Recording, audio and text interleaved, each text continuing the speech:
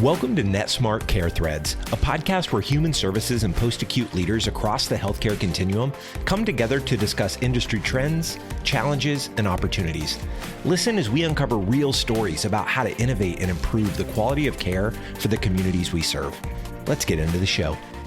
My name is Tom Herzog, and I'm your host today. I serve as Chief Operating Officer for NetSmart, and I'm excited to introduce our guest today. Rob Love, Executive Director of California-based Butte Home Health and Hospice. Butte Home Health and Hospice, founded in 1984, is a not-for-profit home health and hospice agency located in Northern California. Rob joined the organization as Executive Director in 2018 with a vision of evolving an agency into something truly special in the community. So far, the results have been impressive. Patient and family satisfaction scores are higher than ever. Clinical outcomes are rising, and just recently, the agency was named a Fortune Best Workplace in Aging Services, coming in at number 5 in the country in the at-home category. Rob, thanks for joining me. Today, we're going to talk a little bit about what makes home care employer a great place to work. Our goal is to help all of our healthcare leaders, regardless of what community you serve, understand and practice the qualities that lead to the creation of great workplaces. We'll unpack some of the qualities that Rob believes helps create a truly great place to work. Rob, how are you doing? Doing great today. Thanks for having me.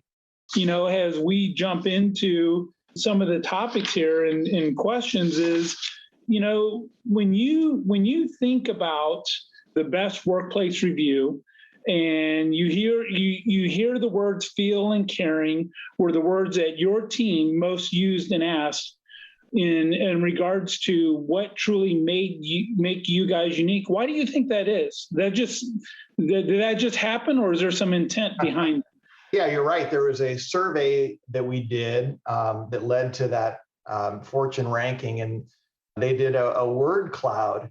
And, you know, it's like the cloud is just probably 50 different words that appeared most frequently. And you're right, feel and caring popped out there. It was a little surprising, but I really enjoyed seeing that.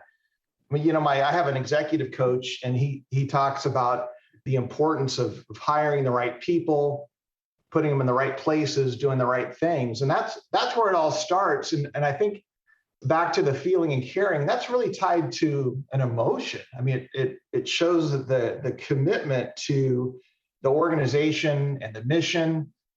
And to me, it means that they feel supported and that they care about the mission, they care about our patients. And I think they truly care about each other as well. So, I mean, being part of a team and feeling supported is, I think, one of the best feelings ever that you can have at work. It's really a win-win. Well, and I think that's, I know myself it's going back to the small things. The small things end up being big things.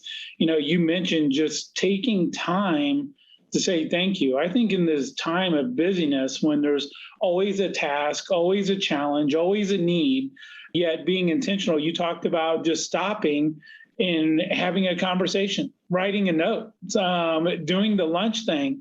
And I think, if anything, I don't know about you, but I've been reminded how important those things are, and not to let busyness kind of trump everything that's out there. What is it about your mission, your cause, that really connects your team? I think it gets back to knowing why people do what they do and knowing why we do what we do. And if you talk to a nurse and you really talk to them, why did you get into this field? Why do you do what you do? And, you're going to get something about caring and compassion. And if they're in home health or hospice, hopefully they enjoy that one-on-one care. And if you can find a way to shape their job duties and their functions in a way that emphasizes the reasons they got into this in the first place, it really does wonders in terms of reinvigorating their passion for what they do. About our mission, hopefully they find it attractive, but I mean, really, we are focused on the patient. We're focused on the community. And they understand if there's no margin, there's no mission. It's not we're not there's that aspect to it, but they know that we focus on employee satisfaction and patient satisfaction, and neither one of those is more important than the other. It's sort of that Herb Kelleher thing, Southwest Airlines, back in business school back in the day, taking care of the team. In doing so, you're taking care of the patient or the customer. And that's our philosophy. And I think they respond well to that. And I think that's, a big reason why you guys got the ranking that you did is not only are you expressing, hey, this is who we want to be, but you're being very intentional around those things. And I guess that's a good segue into our next, the next question here is, when you look at staffing, it's been elevated as one of the top priorities of a healthcare leadership's mind. I know I recently came back from a conversation. This was the number one topic, was the attraction and retention of our teams.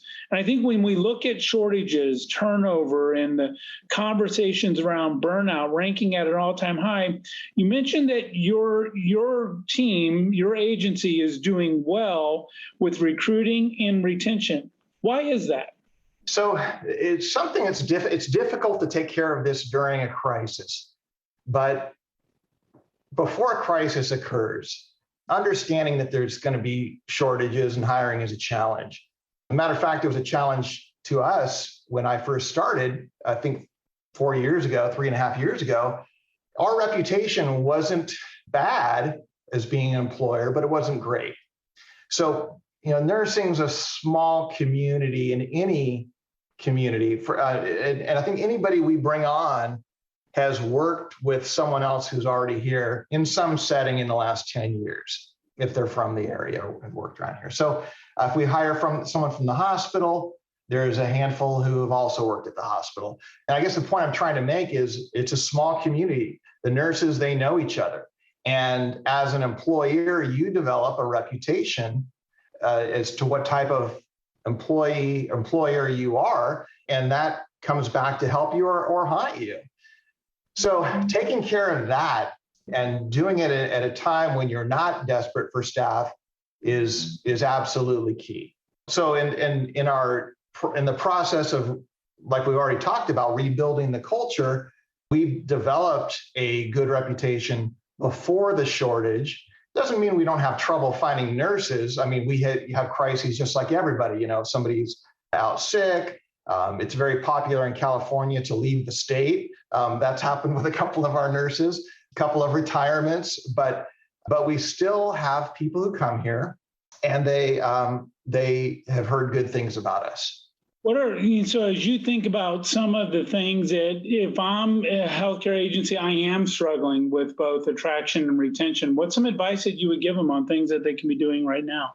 Yeah, I think good communication is the key. I think communicating to people, why you do, what your mission is, and ensuring that there's solid communication. You can't over communicate, but I mean, some examples we use, so this field staff is not so isolated from the office staff and what's going on. We use Slack. I mean, there's any other tools out there that you can use, but, we use it to announce new hires, introduce new hires, birthdays, shout outs, every thank you note that we receive that mentions certain clinical staff, we put it on Slack so that the rest of the team sees it and kind of call that out. I also use a tool called Loom, and I know there's probably a bunch of other tools that you can use, but it's basically short videos. It's a way to record and send videos out to the team. And so I'll do agency or company updates about what's going on, hopefully just a few minutes long. Sometimes they're as long as 10 minutes, but it's an update as to what's happening. And I try to make it pull out some of the positives that are going on at the agency and share that with everybody, share it with the field staff so that they know what's going on. So the communication's great. And then finally, I think for helping with your reputation, take some of your key staff, if they would, ask them to write an online review. Yeah. And sort of a secret sauce. People when they hear about your agency, this happens with patients and family as well, but you think about where a team member would go if they're going to Google you or if they're going to search on Indeed, and you better make sure that there's a couple of any of the reviews that are there are representative of what your agency is like. Yeah, I think sometimes, I live under this notion we don't know what we don't know. And there's always this assumption that we're probably communicating better than what we really are. And I know in our own surveys here, one of the best feedbacks that we got is we made a very intentional effort to over communicate, and not just in one way, exactly as you described it, Rob, many different formats and varieties. And even when we thought, are we communicating too much? Man, the feedback was, it's good. And we even, and it wasn't even sometimes communicate that we have everything figured out. We're in the process of working through, give us some margin and grace in it. And that was really, really well received. And I think in times of uncertainty, if there's anything that we've learned is, hey, people just want to know that we're there, we're listening, we're connecting. And even though we may not have everything figured out or we're adapting and pivoting along the way, just communicating that kind of brings a confidence and calm that not hearing it's better than not hearing anything. So right. What I hear you saying is, hey, look for challenge maybe the status quo of what you've been communicating. And even if you have, maybe rethink how you're doing that. I'm curious, on the Loom, was that pretty well received when you were sending that out there? I'm familiar somewhat with it. It's kind of short video snippets, I believe. Yeah, it's sort of like any webinar or video meeting tool, but it is just, and you can show a PowerPoint and have yourself in a circle in the lower left or right corner, or it can just be a full screen of you, whatever you like. But yeah, it's been great. I mean, we use that as a tool for all sorts of purposes, but using it for our communication to our team, they really like hearing from me. And I do try to extract news that supports our progress in our mission. And and one of the areas where we've really thrived is patient satisfaction. So I enjoy sharing those scores, introducing new staff. They really appreciate that. Even though we do that on Slack, I'm over communicating. I'm doing it again. Just to make sure that they see it and they understand who the familiar faces are, put faces to names.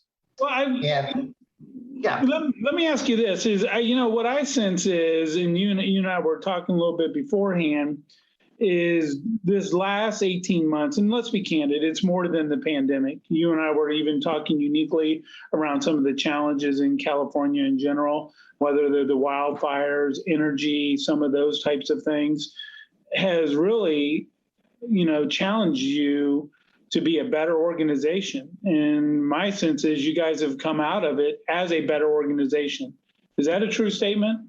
That's a solid point. I think that's kind of where the empathy part plays a role, because we had a primer for this before the pandemic. In 2018, we had the most destructive wildfire in U.S. history hit us in late 2018.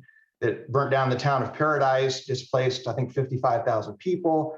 Some of our own team members lost homes. And really, the 55,000 people that were displaced, many of them stayed in our area, but they're emotionally fragile. And we found ourselves doing more nursing visits. We found ourselves doing a lot more medical social worker visits, which is very costly, but we were happy to do it to support our patient population.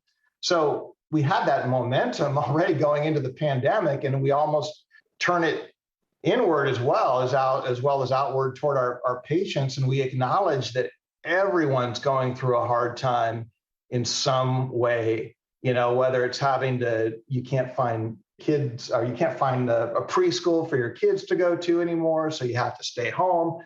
Maybe you're tired of staying at home. There's other illnesses, people are foregoing care. There's all sorts of reasons that people are stressed and have anxiety. Yeah. And the mental health aspect of it is a huge part of that. So in supporting and taking care of our patients, I think we learn to do a better job of supporting and taking care of each other. Well, and I think it's the notion, and I'm going to borrow a phrase, it's okay to not be okay. And I remember conversations I've had with people and said, I actually had one phone call come up and said, Tom, I'm not okay. And I was like, I got it. I mean, there's a lot going on. It's heavy. And we're all managing this, not only in our workplace, but at home, in our community and society. And we're managing through things that, quite honestly, we weren't prepared for. I mean, it's not like we went to the year 2020 training class to get ready for this. We all had to learn. And I think the thing that I try to gravitate people is, if there's good to come out of this, we're more alike than not. I guess it's a great segue to my next question is, as you look out to 2022, what are some of the initiatives that you're aiming to achieve, maybe to improve or to get better at, to continue to make your organization an exceptional place? I'm big on surveys. I know you are too. We did a survey in the beginning back in 2018 that gave us some direction. But we did another survey more recently about how we as an organization should place our resources that would increase happiness. I mean, we didn't phrase it that way, but that's what we're looking for. And one of the areas was professional development. And I thought that's a great idea. So we're giving our nurses an opportunity, or we have been now for a few months, and we're going to continue this. We're giving them an opportunity to become certified in wound care, ostomy care, or hospice and palliative care. We're looking at Alzheimer's dementia type programs. And what we're doing is we're allowing them to take these courses. And by the way, so this is like a once in a lifetime opportunity, because normally you have to send staff away out of town to take these 4-day classes. Right now, you can still have some of these that are live classrooms online. And so it's sort of like a once in a lifetime opportunity to get these classes live online without sending staff out of the area. So we're doing that right now, and the response has been great. And I think the result is the team members appreciate the investment in their professional development, but it's also giving us a competitive advantage as an organization. No one else has certified wound. They might have one if they're lucky, but we've got many. And same thing with ostomy certified, and having nurses who are certified hospice and palliative care nurses. That's all competitive advantages those are all competitive advantages that are preparing us to provide the best possible care for our patients while investing in professional development of our team members. So I want to thank you for taking the time with us today.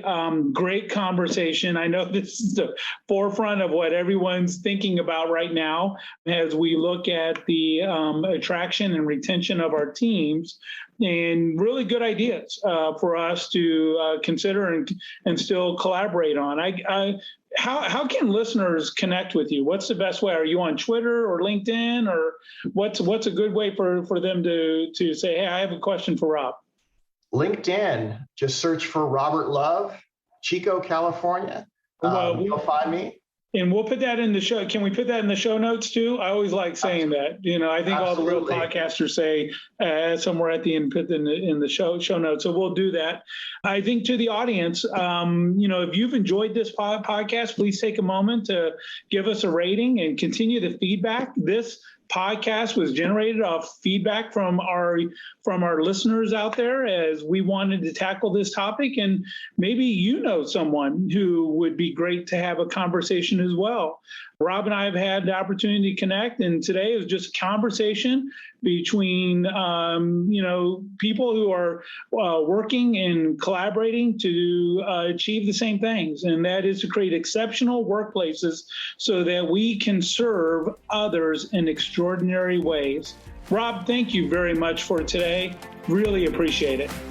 At NetSmart, we understand the challenges facing provider organizations. Our team will help you navigate changing value-based care models with solutions and services that make person-centered care a reality. We'll equip you with technology and services that provide holistic, real-time views of care histories that inform better decision-making and better outcomes. Visit us today at ntst.com.